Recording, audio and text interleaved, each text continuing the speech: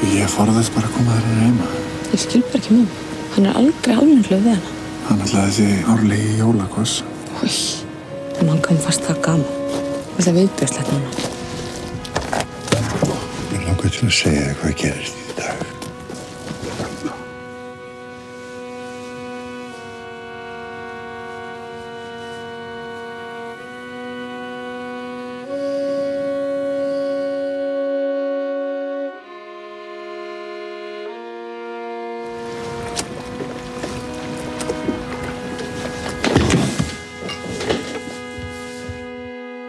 Heldur þú að gera það fyrir hana?